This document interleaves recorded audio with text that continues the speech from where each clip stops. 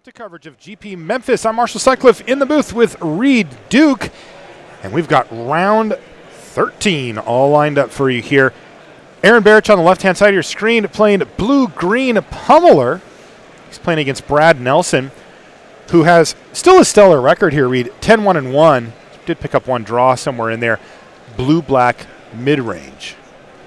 Okay, well, this looks like a little bit more than a blue-green pummeler deck, as Aaron Barich has started off with a Blooming Marsh, Ether Hub, and Glint Sleeve Siphoner.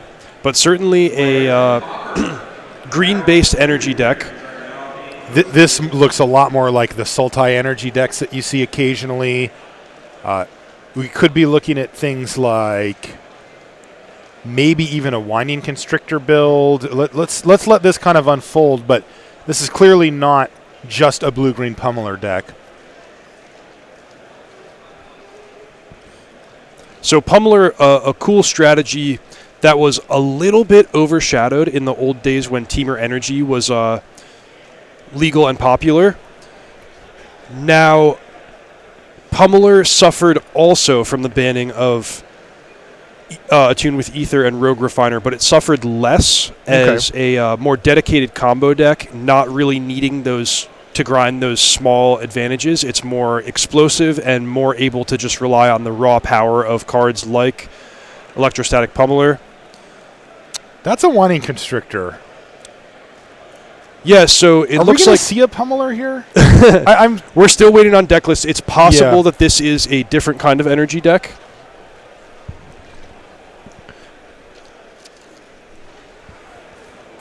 Looks like we just got the deck lists on arrival. Reed, I'll let you dig into those and see what we're actually working with here for Aaron Barich. In the meantime, he's had a nice curve out. He's got a pair of Siphoners on the battlefield, as well as that Winding Constrictor that we mentioned as well. Yeah, no pummelers here. This is just a more Constrictor. Basic Sultai Constrictor deck. Still definitely towards the aggressive combo-esque element of the spectrum, part of the spectrum. And it does have a really cool explosive engine that we have not seen yet this weekend in Hadana's Climb, which pairs amazingly with Winding Constrictor. And can make for some really quick wins, especially when it transforms and uses the double creature's power activation of Winged Temple of Urazka.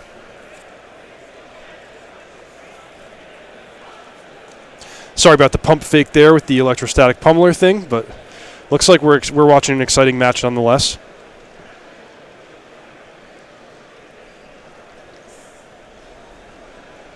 See Ravenous Chupacabra doing its thing against the Winding Constrictor last turn, and now it's even going to trade off with the double block for the Siphoner. So a lot of value there for Brad from the Chupacabra. Look at this. Bristling Hydra is still around.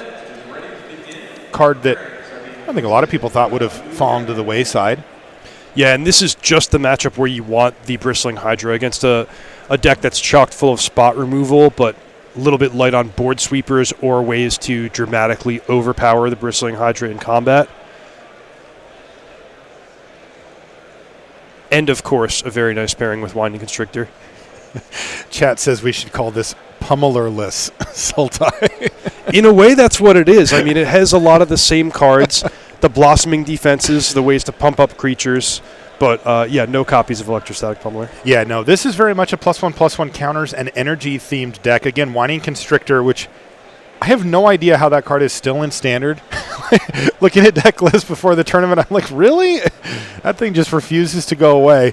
And you can see the power it can bring in these type of decks. Right now, it's Verdurous Gearhulk hitting the battlefield for Aaron Barich. So pretty funny here. Aaron taps 5 mana, plays the Verdurous Gearhulk. He's like, I know I'm definitely doing this. This looks like a great play. But now let me stop and think how I'm going to distribute the counters and how I'm going to allow my creatures to attack through that defensive line of the Scarab God and Champion of Wits. Yeah, he's got a pretty important decision ahead of him here as he is facing down an active Scarab God with a Ravenous Chupacabra in the graveyard for it to get back. That could be a real problem here for Aaron. Okay, so now we have a 6/5 Bristling Hydra, can become a 7/6, a 5/5 Verdurous Gearhulk. Those two creatures can attack into the Scarab God if Aaron would like, and 3/2 Glint Sleeve Siphoner, which, let's remember, it has Menace. But wow, no attack from Aaron Well, Barich. I mean, he could attack with the Bristling Hydra, but the Gearhulk just appeared, and the other two are too small. Would you expect the Bristling Hydra to hit the red zone there, Reed? Well, it definitely puts Brad Nelson to a tough position because Brad could block with the Scarab God, but then Aaron gets to just add a counter to the Hydra, and Brad loses, doesn't lose his card permanently, but he loses 5 mana worth of value, which is basically all he has on the board. Or he could double block, yeah. And then Aaron just says, okay, I'll kill both your creatures and have a 10 power to 0 advantage on the board. But he would lose his Hydra there, right? He would lose his Hydra. Right, so tricky spot. So Brad's going to go for the value play, not the Ravenous Chupacabra. Even though he is facing down one heck of a board state, he's actually going to go for the Champion of Wits here. Interesting. Yeah, man, I mean, I'm inclined to give Aaron the benefit of the doubt here and see what he has planned for next turn, but letting the opponent untap with an uncontested Scarab God is dangerous business. What do you think about the decision there from Brad to go for the Champion of Wits instead of, well, never mind. Now it makes sense, doesn't it? Gifted Aetherborn, a great Death Toucher. Oop, Hidana's Climb, though, actually prompts the scoop here from Brad Nelson. Okay, so I guess Aaron just determined that he basically had checkmate with the Bristling Hydra the next turn, so long as he did not let the shield down by spending 3 energy. So it makes sense. Yeah, we should mention what was going to happen there, too. Okay, so Hidana's Climb targets a creature, in this case Bristling Hydra. Since Bristling Hydra already had 2 counters from the Verdurous Gearhulk the previous turn, it was going to transform right away into Winged Temple of Urazka. And there is a non-electrostatic pummeler way to double a creature's power. Yeah. And in that case, it was going to make a, 14 power flying Bristling Hydra that could get hexproof and save itself from any kind of removal spells on Brad Nelson's side. Yep, plenty lethal, and that's why Brad scooped him up. He says, well, if you have Hidana's Climb, I'm out of this one, and that's exactly what happened there. So Aaron Barrett picks up game number 1 with his pummelerless Sultai Constrictor deck. Man, a cool deck from Aaron Barich. The blue splash in the deck is strictly for Hidana's Climb and a couple of negates in the sideboard, but he has really identified that card, which we haven't seen other players using so much this weekend, and it has taken him to an 11-1 record so far, up a game against one of the top players in the world, Brad Nelson. So this is very much a Whining Constrictor deck, right? Yes. I mean, if you're telling me that that's the only blue card, then I'm looking down the deck list, and I see Whining Constrictor, and then when I look at all the other cards, they're like, I care a lot about counters, right? You see Walking Ballista, you see Verdurous Gearhulk, Servant of the Conduit, which doesn't make +1/+1 counters, but it does make energy, which, again, the Constrictor benefits. Jade Light Ranger, wow. That thing could be absolutely massive as a follow-up play to an uncontested Whining Constrictor. Siphoner, that gets you energy, which you get more of, and Bristling Hydra. Feels like maybe this deck was built around Whining Constrictor. Yeah, this is just a black-green energy beatdown deck that happens to be playing with Hidana's Climb as an extra angle of attack. But as we've seen in previous builds of this archetype, Whining Constrictor pairs phenomenally with both the +1/+1 counter aspect, the Explorer creatures, the Verdurous Gearhulks, and with the energy of Glint Sleeve Siphoner, Servant of the Conduit, things like that.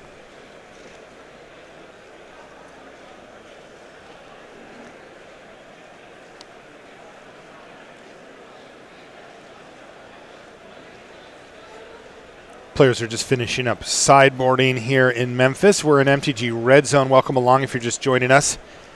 Bringing you live coverage of Standard.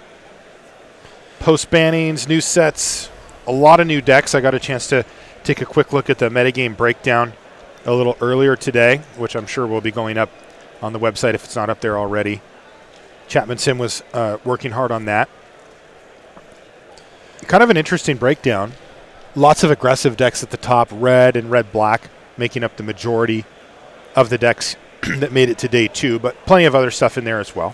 Yeah, well, I mean, once you got past naturally mono-red and other Hazoret decks making up a big portion of the field, the metagame breakdown, we were saying it looked a lot more like Modern or Legacy than Standard. In Standard, usually there's 5, 6, 7 decks that you expect to face, and those all make up 5 to 10% of the metagame. But in this case, there's a lot of players competing in day 2, like Aaron Barich on the left side of your screen, who have come with very unusual rogue decks of presumably their own creation.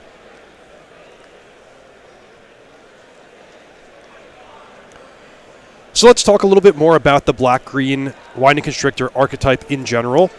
And Aaron's take is very much on the aggressive side of the spectrum.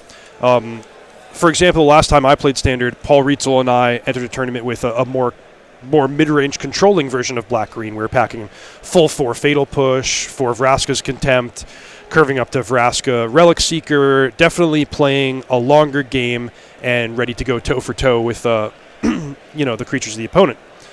Aaron is much more aggressive. He's playing Blossoming Defense, a lot of 2-drop creatures. Here you see a Fatal Push, but that's just a 2-of card in his main deck. He is more capitalizing on the aggressive nature of these cards and the ability to put a lot more power and toughness onto the battlefield a lot faster than your opponent.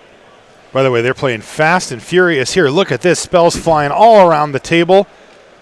It was Glintsleeve Siphoner. That got Fatal Push. Then it was on the other side, Servant of the Conduit. Go. Brad Nelson says, I got another Glintsleeve Siphoner. And oh, by the way, I got my own Fatal Push. We'll take out your Conduit as well. And now we find ourselves in Aaron Barich's side, and he's got a removal spell of his own. It looks like it's a Walking Ballista. He kind of used it as a targeted removal spell, but of course, really, he would have resolved it with the counter, remove the counter, and to kill the Siphoner, stem the bleeding there. Yeah, just dream starts from both players here, and neither one running away with it because the other player is well prepared with... Ooh, Sorcerous Spyglass here from Brad Nelson. Get a word on what he's naming. Okay, so he has 2 options here. He can name either Bristling Hydra or he can name Winged Temple of Orazca. That's just based on the cards in Aaron's hand. Of course, you could choose to name something like Walking Ballista if you wanted to prepare for a longer game, but I expect we will probably see him name Bristling Hydra, especially if he has a removal spell in his hand, like another Fatal Push or a Vraska's Contempt.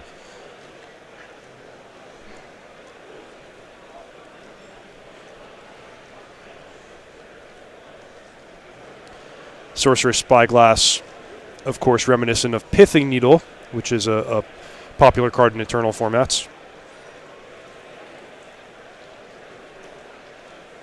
Yeah, you pay an extra mana, but you get a chance to look at their hand.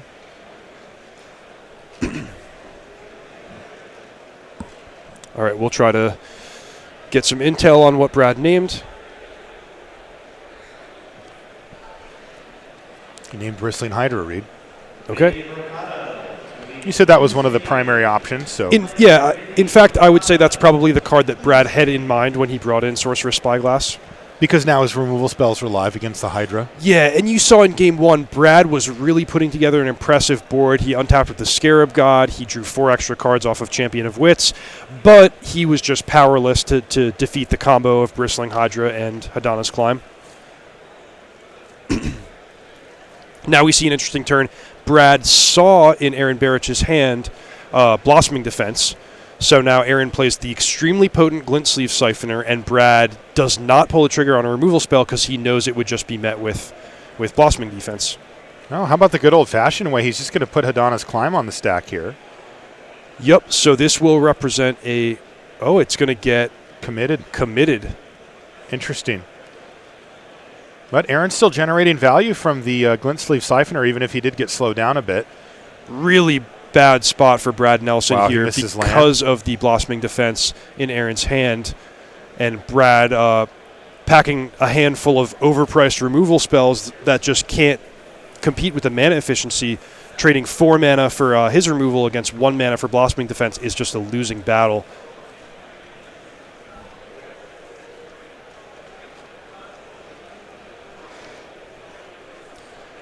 Also highlighting a weakness of a card like Sorcerous Spyglass. This is a card that you use to preempt a problem, but the consequence of that is that you're answering a card that your opponent has not yet had to invest mana into. So we might even see this whole game play out without Aaron ever casting Bristling Hydra, in which case Sorcerous Spyglass was not impressive at all.